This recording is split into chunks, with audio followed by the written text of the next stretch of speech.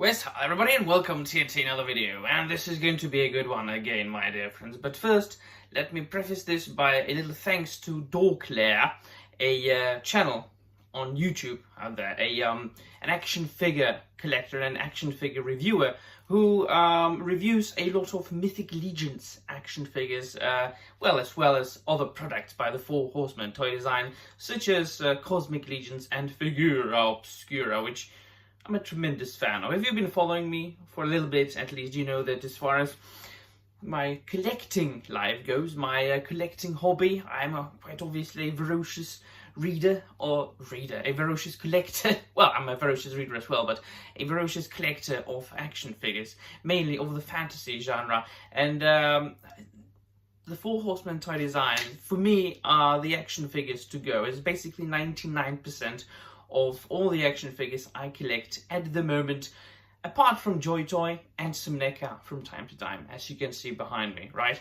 And he made a video on requests, some of his viewers, top 5 Mythic Legions for new collectors to get, which, he made some sort of a video in which he summarized the action figures from Four Horsemen toy design as far as Mythic Legions to get if you are a newbie to the hobby and to that company, to that toy maker, so that you can get some sort of a grasp of what they are all about.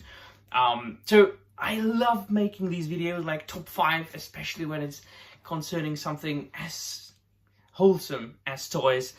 So I thought to myself that I would be inspired. Thank you very much, Dorklair, for that inspiration, and I shall make my own video. However, I shall do it a little bit differently. I'll do it top 10, because top 5 is not enough for me. I just wouldn't be able to choose just 5.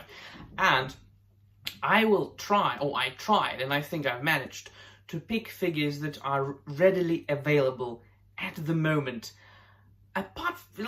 Except for one, you can still get it on the second-hand market, but I will get to it. And I also try to combine it with my top 10 Mythic Legions, Figura Obscura of 2024. And I almost managed, because except for one, I think, all of them came out last year. We'll get to that. So first, and besides that, I'll be able to boast about my very amateur style photos that I took of those toys last year. So I'll be posting them here, so you don't have to look at my ugly mug throughout the entire video. But first, once again, if you are watching a Mythic Legions video for the first time, let me just say that the Four Horsemen toy design are a toy making company that still could be considered an indie toy making company that have been around making Mythic Legions figures, fantasy figures, for about 10 years, and they are like the top at the market at the moment. They are very well known for making figures of the fantasy genre, making their own characters. They are not inspired, they are inspired by many things, quite obviously. Sword and sorcery, high fantasy, mythology, legends, folklore. But I wanted to say that they are not adapting anything so far yet. They are working on their lore book, which I am very much looking forward to. But these are just great fantasy action figures that help your imagination, and they are made so they can be popped apart and then put together. So you can buy 2 figures, just tear them apart and combine those parts, and thus make even more original characters and figures that nobody else has, because everybody can have 10 Darth Vaders on their shelves, or 10 Batman figures on their shelves. It's not what I enjoy these days. It's absolutely something that is striking on the shelf, that has got presence, it's colorful, it's interesting, and not everybody has it, if you know what I mean. So this is what I picked. The first one, once again, most of them came out last year, is Poxus. Poxus is one of their main characters, so their lore, as they established it in the bios and the posts of the action figures themselves, the lore is basically, right, it takes place in a world called Mythos, which is divided into the bad guys and the good guys. Classic, right? And the good guys have got 4 main leaders, and the bad guys have got 4 main leaders as well. They're basically the 4 horsemen of apocalypse, and each and every single one of them, of those 4, represent like death and pestilence and like hunger and war, right? So Poxus is, my dear friends, the latest one that came out, the 3rd one of the baddies, and Necronominus, which is the 4th one, is going to be coming out in a month or so. So we're looking forward to that. It's just a tremendously awesome figure with a lot of accessories. Basically a pestilence, green, like death guy, fly, zombie, monster. It's fantastic. Number 2 is Arizak, a dark wizard. 100% stereotypical, awesome D&D, Dungeons and Dragons, dark mage. Once again, a lot of options for pop and swoop ability, as it is called, and awesome soft goods, awesome like clothes.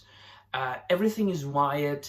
Now it comes with a plethora of accessories as well, a staff and different hands and 2 heads, and lightning effect, so you can make him into a little bit of the emperor from, you know, The Empire Strikes Back and from Britain, of the Jedi. And then obviously you can customize it. I bought 3 of them, so I can turn one of them into a the Black Wolf from whatchamacallit, Wizards, Ralph Bakshi's Wizards.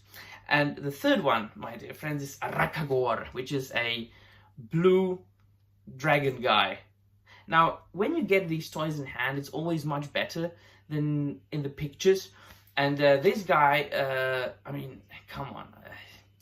The colors there. Now, unfortunately, I don't have a nice picture of Arakagor like I have of the other figures. It's just in the package, but I will make sure to review all these action figures in the near future, because this is something that I have been enjoying so far.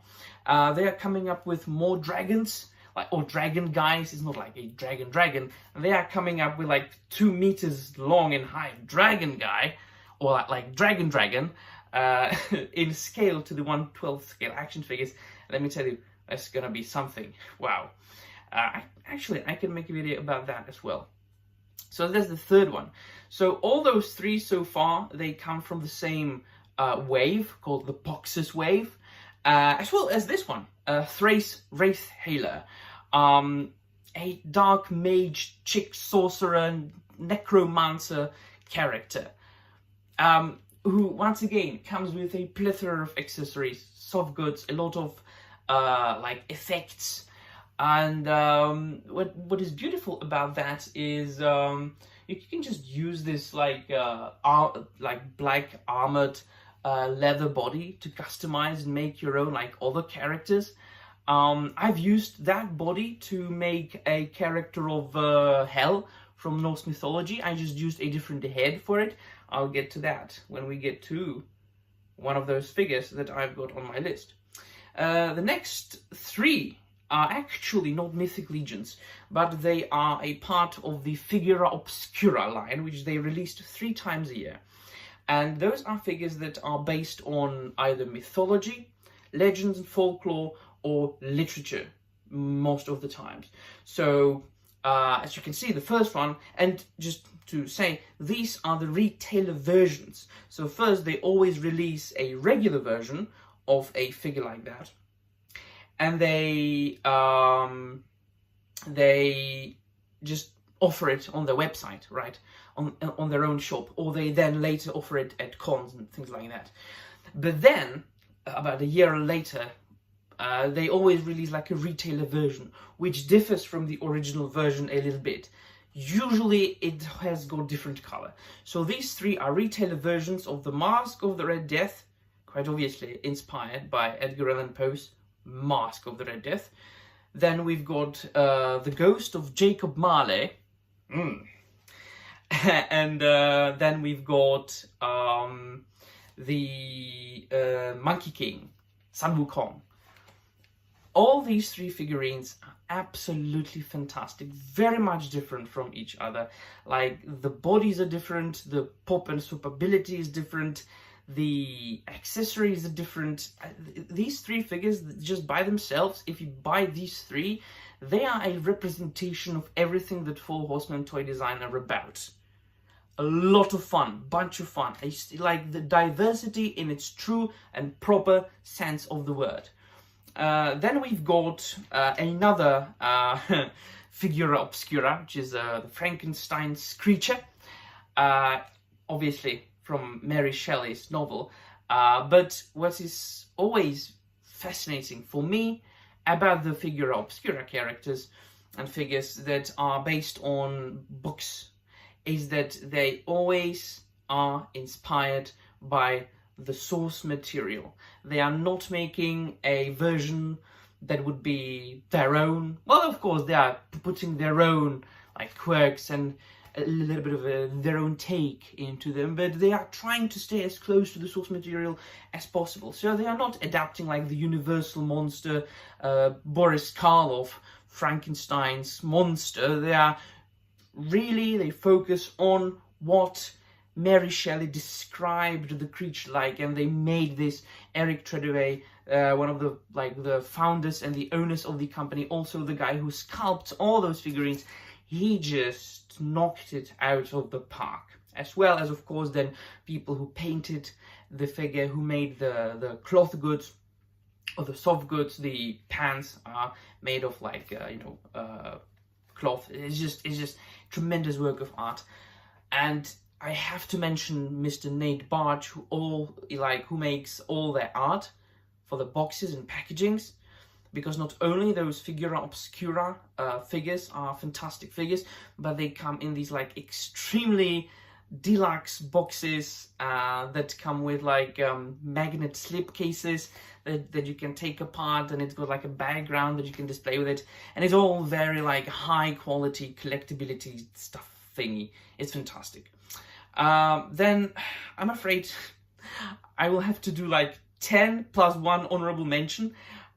So next we've got the Skeleton Legion Builder, which is like the latest one that they released. They had made quite a lot of skeletons, but this is their latest one, and it's the one that you can't get anywhere like as far as retail goes, nor can you get them at their own site. You can get them on like secondhand market, but this is a huge improvement since they made like their latest or the first skeletons, and it's just basically a skeleton guy, right? Like Harryhausen. It's just as if it jumped out of Ray Harryhausen's movie that he worked on.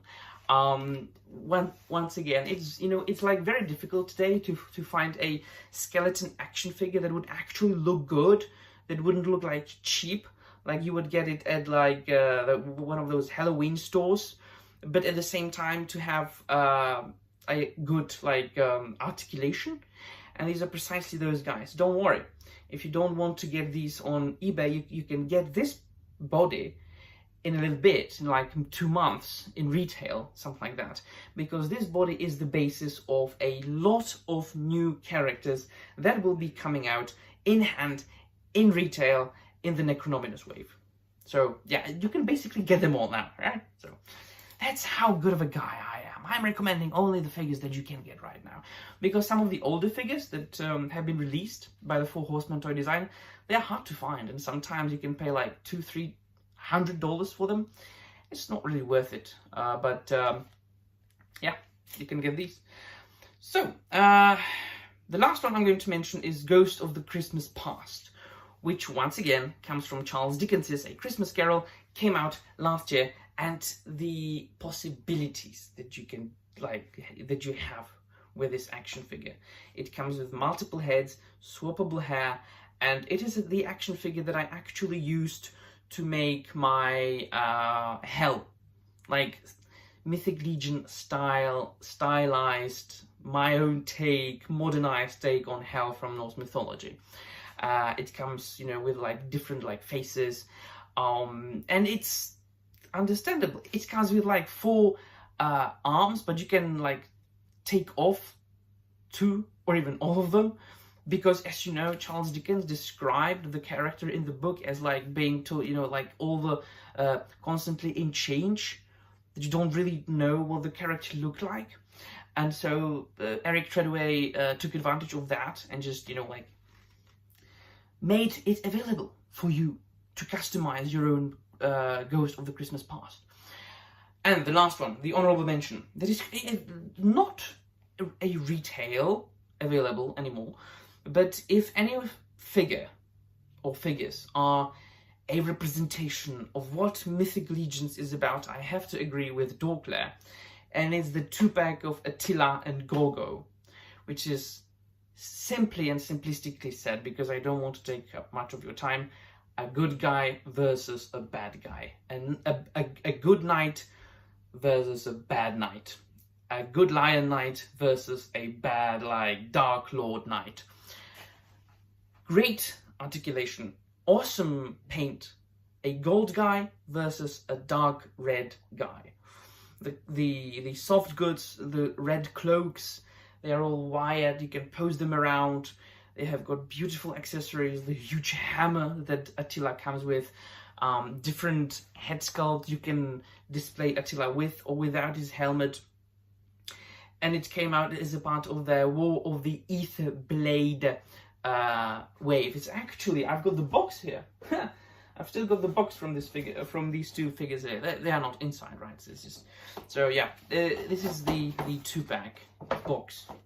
Attila Leosher 2 and Gorgo Etherblade 2. Why 2? Because these are re-releases, quote-unquote, of these characters. They already made these characters 10 years ago, but since then they have improved their figure-making techniques, and they just made them upgraded and much better. So yeah, these are my 10 plus 1. I know the last one was a 2-pack. Never mind. Of Mythic Legions to get for a new collector. So let me know in the comments down below what you think, and that'll be all. Thank you very much for watching, and I'm out of here.